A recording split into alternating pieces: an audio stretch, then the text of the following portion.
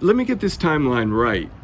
Yesterday, the president of the university said that everyone has to go home. Every student has to go home except freshmen and international students. Right. Well, you're excluding some exceptions, like seniors that need some lab requirements, and other sophomores and juniors that need stuff to do here. I don't know the specifics of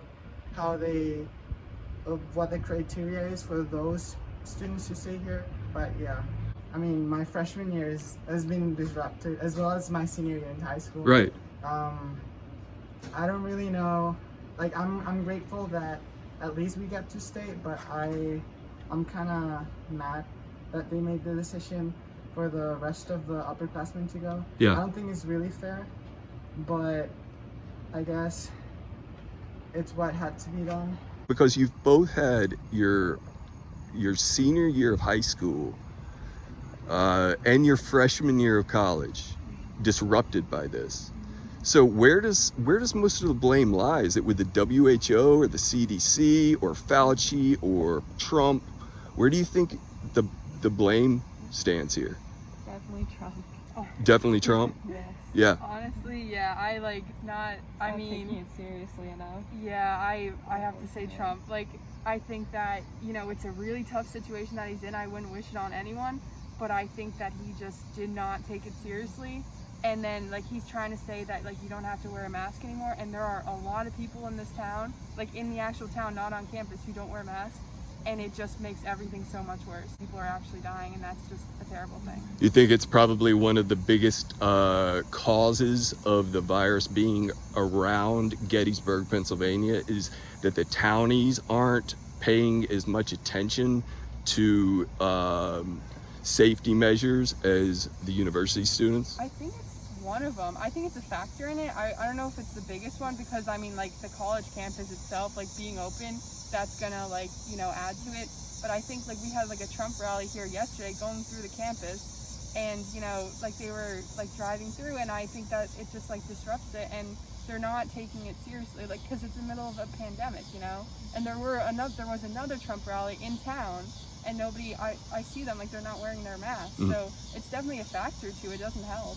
What about the Black Lives Matter protests? Was that also a way to unnecessarily spread the virus? I don't think so. No?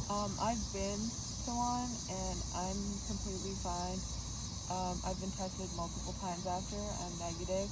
And the thing is that with that, a part of the ideology isn't that masks don't help, so we're all wearing masks to really protect us from each other in the end. But part of Trump's, you know, like, ideology is that you don't have to wear a mask, you don't have to worry about this. And so people who believe in that, you know, they're all congregating together, and they're just going to spread it in the end. Yeah, more so than like the Black Lives Matter protests. Yeah, like when I went, like, I didn't see one person without a mask. Like, I also went to one, and every single person had a mask on, and Yeah. we're trying their best to socially distance outside.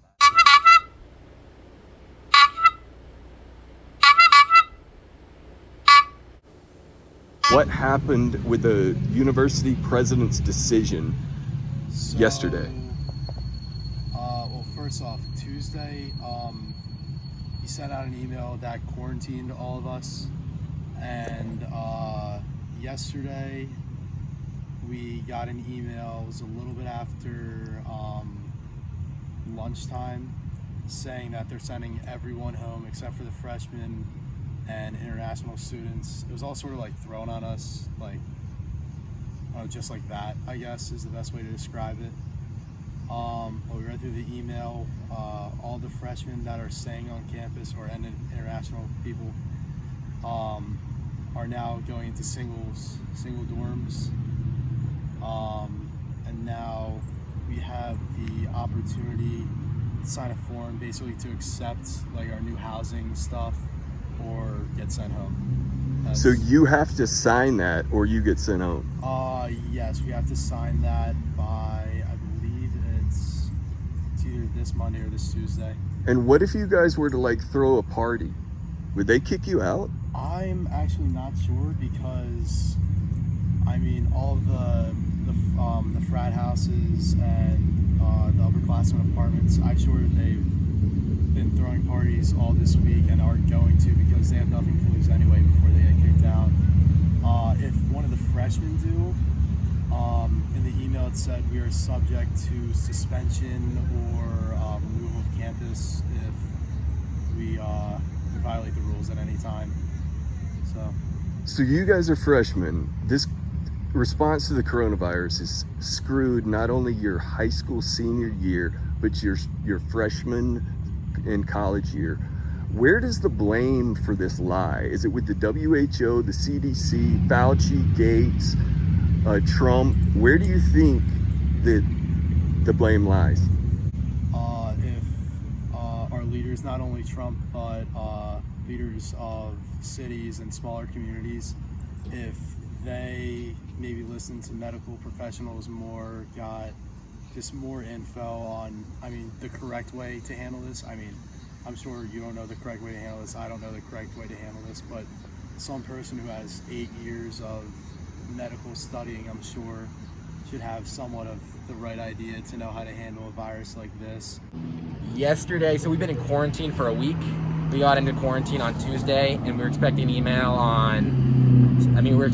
every day. We didn't get one. The next email we got was on Friday from the president, Giuliano, saying that everyone has to vacate campus. You have your senior year in high school Yeah. screwed by this thing, Yeah, as well as now your freshman year in college. yeah. Where does the blame lie with all this? Is it Fauci? Is it the WHO? Is it Trump? Is it the CDC? Where do you think the blame lies? I don't know. I hate to get point fingers and stuff, but I'd say I think the school did a good job following what the government said. I mean, they kept we wear masks in class and stuff. We were pretty good at distancing and all that. We only had 50 cases, 60 cases. I think at the end, I think we had 60, 70 cases tops. I don't think that warrants getting sent home. I think that's more on the students' choice and stuff like that. I know Penn State has 1,000 cases right now. They're not getting sent home, so 60 cases out of how many total students? I think 2,500. So there was rumors and Yeah, sports rumors athletics started. meetings yesterday at 2:30 that were getting sent home. So, news spreads like wildfire around here being a small campus. So we all heard that we were gonna get sent home at 2:30 because of these athletics meetings. Yeah, Certain exactly. teammates told other people. An email from the school didn't come out until about 4:10-ish. Which was annoying because it was rumors was supposed to come out at 2:30, which was frustrating. So we're sitting around waiting all for the the sports final teams word. heard first that we were being sent home, and we didn't hear it. Yeah, and then at until the email. 4 p.m. that's when the official email came out, and then we all heard the news. We're told that if you're on campus, you have the weekend basically to pack up your stuff 24 and just get hours, out. that's it. Obviously, extenuating circumstances and whatnot are going to be accommodated for, but it was just all so sudden, and we didn't really get any warning. We knew there was a spike in cases, but we were told to quarantine, and the quarantine was for 3 days. Not That's 14 it. days. And then No, they- no they chance. just Yeah. Okay, if we quarantine, No chance we to all thought we'd be fine. no but- chance to rectify the rise in cases. Just there was a rise in cases. Okay, bye. And so, Towel. from what I understand, 60 cases, okay, no deaths. Exactly. 2.67% of the student body. It's also Right. I'm sure we're a small school for sure. Whatever, how many cases is a lot, but there are so It's many big concerning. schools that have so many more cases and they have not been sent home. It's like Gettysburg could have done a lot. Quarantine the people who tested positive and then move on with yourself. We just didn't It's get a chance to fix it.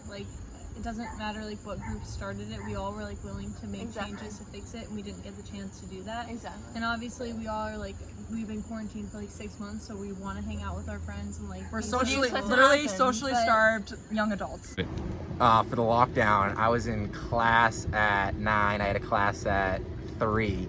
I get an email at 4 saying you're in lockdown until further notice. Probably get an email saying when it's lifted in the future, but they didn't really give us any. They just said stay in your rooms, only leave for food and bathroom. You couldn't take a walk. I was sitting on a bench once, and they came up to me and they're like, "You can't sit here." I'm like, "I'm alone on a bench, sir." Are you really? He's like, "You can't be here. Just follow the guidelines so we can stay here for the semester." And I'm like, "All right." What if you didn't comply with that? Would there be They'd be- disciplinary measures? Yeah, definitely. I mean, Who was coming around to check? Campus cops? Yeah, DPS would come around, and then in the RAs in the dorm rooms, they were very strict. I mean, they were told to be strict, so I get it, but there was a no tolerance, like no warnings. If you have other people in your room, if you have too many people congregating in an area, you'd get either suspended, which even now you don't really know what that means, but it wouldn't be good. So yeah, we were locked down for. And then we got finally the next line of communication they gave us was on Friday at 4. Like they didn't give us anything from Tuesday to Friday while we're locked down, can only leave for food and bathroom. And the laundry's closed too. We couldn't do laundry too. So it was something. What would they do if you guys threw a party at like an apartment, Yeah. and there were more than like 10 people there? Yeah. Would you get thrown out of school? Yeah, I'm in the freshman dorms. So with the freshman dorms, the first week we showed up, they said you could have one person. So there's 2 people in my dorm, I could have 2 other people. So it's basically a +1 for everyone in the dorm. If you had more than that, you'd get a knock from the RA. We do a point system here. The first week it was like 3 points, 4 points, but as the cases started going up, the severity of punishment started getting worse. And I know kids that got thrown out of school for having 8 kids, 10 kids in their room, and alcohol might have been involved, but And they got expelled for that. they don't call it expelled. They have a lot of double meanings at this school. Yeah, because they called it suspension, but no one really knew what that meant until it happened, you know. But they have a bunch of, and then they also had these learning centers, which were tents outside in like 90-degree weather that they called learning centers, which here's another double meaning that doesn't make any sense.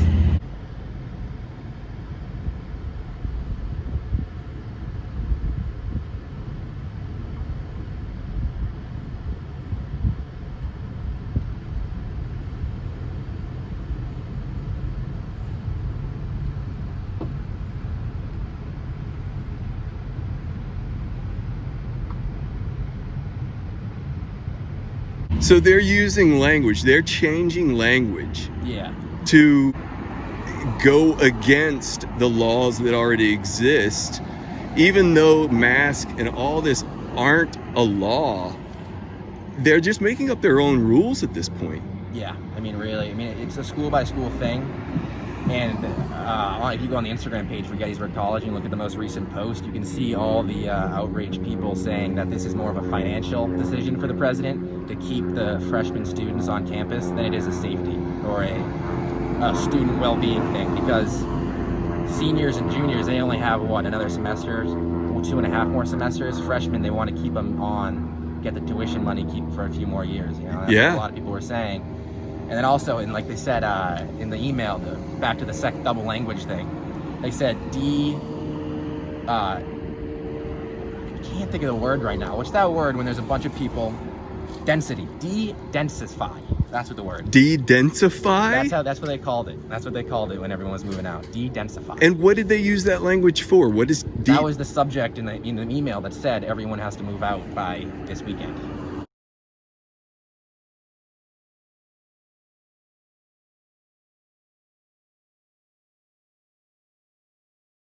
You hear of the uptick in mental health issues, you hear of the uptick in suicides and overdose rates and drug abuse. I mean, has the response to the coronavirus been worse than the coronavirus itself?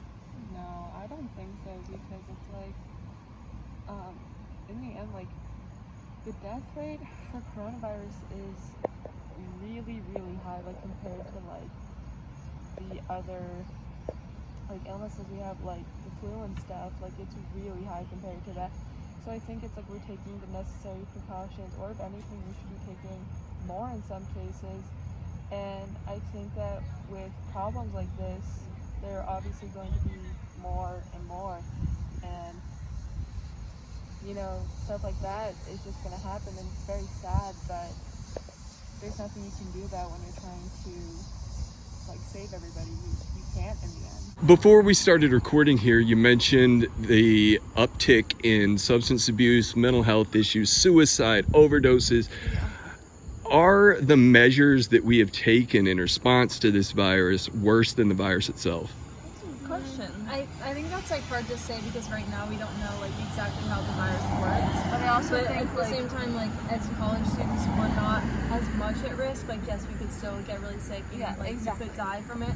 But I think the way that they handled it made it feel like everything was going to go back to normal, and so it was sort of like a shock to the system. So like I think a lot of people are going to be struggling like with their mental health for like a long time. Yeah. You see an uptick in drug abuse and alcoholism, in suicides. I mean, at what point does the response to the virus become more harmful than the virus itself? Exactly, and mental health too. Sure. I mean, now we're in singles, so now every student has their own room by themselves. And say if a lockdown happens again or an outbreak happens again, and you're locked down in your room by yourself for what the last lockdown was for a week, that can have some serious effects on students' mental health, especially a first-year student.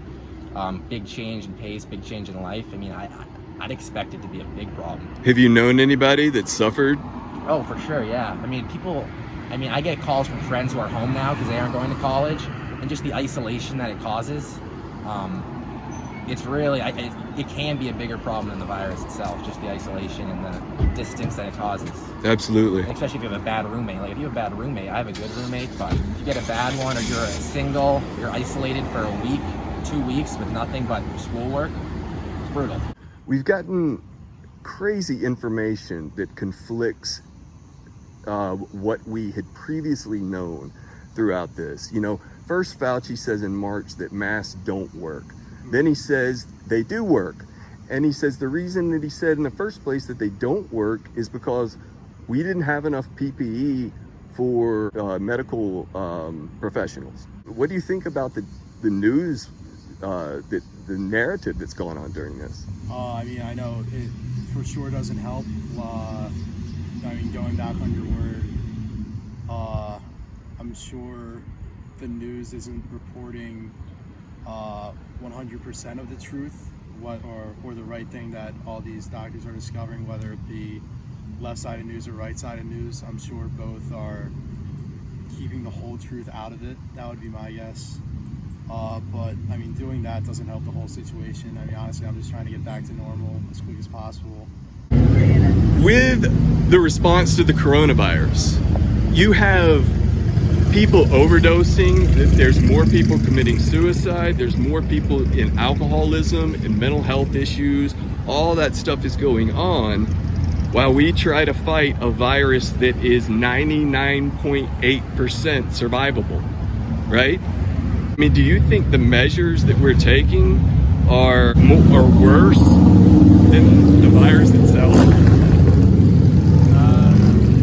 Potentially, yeah. We're really doing a lot to combat it, and I mean, I've encountered people that have had it and I haven't gotten it, so I think that there's definitely some sort of maybe a little too much going on, but it's always good to be more cautious, I would say, just because then you make sure that everybody's safe, but maybe a little bit of leniency. So what about if you get out of school next year and you get it, or this year, and you get a job, if they make you take a vaccine before you get a job, what is your decision going to be? I'll take the vaccine. You would take the vaccine, Yeah. even though it takes 7 years on average to develop a vaccine. Yeah. They're rushing this through. I mean, does that not concern you?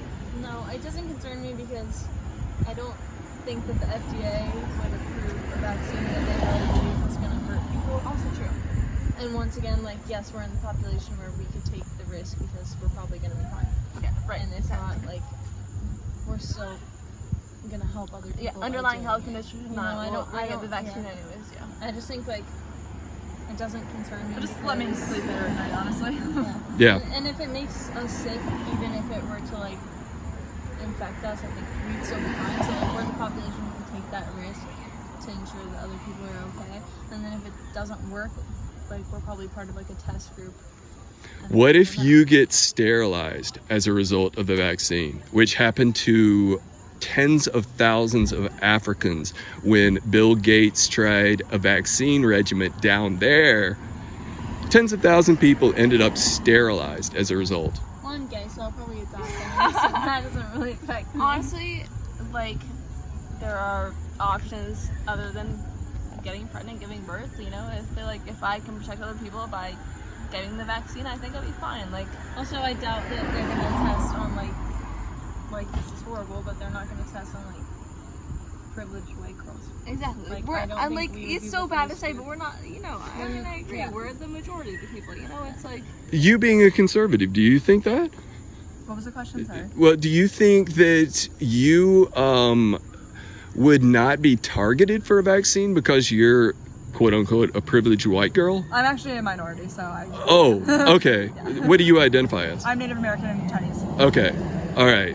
So, but you've passed white in the I'm past. like, yeah. I Okay. mean, I'm like mixed, so it's kind of like. But I the could go either way. the fear is that they will test this on underprivileged populations, right?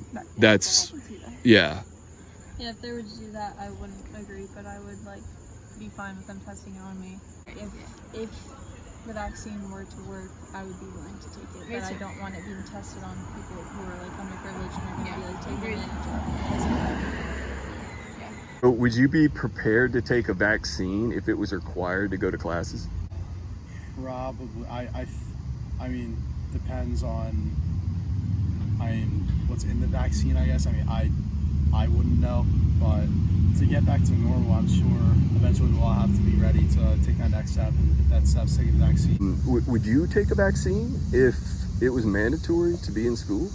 I mean, probably, because a lot of people I know have been like affected by this, so I feel like a vaccine would be safe and a good option for many people.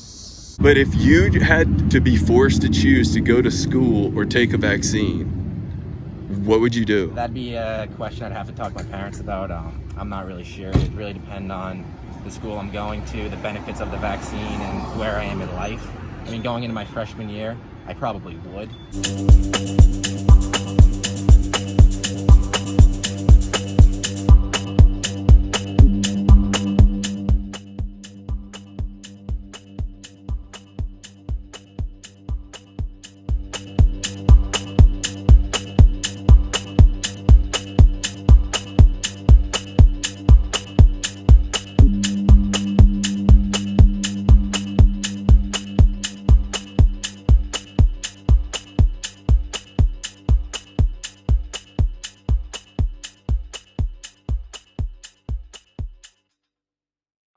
I'm from Liberalville, so this is like the area.